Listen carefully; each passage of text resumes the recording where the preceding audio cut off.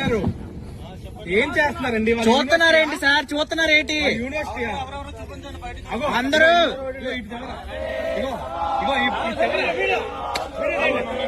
ఇగో person తీసుకోవాలి. University ఇగో second person తీసుకుని వచ్చారు.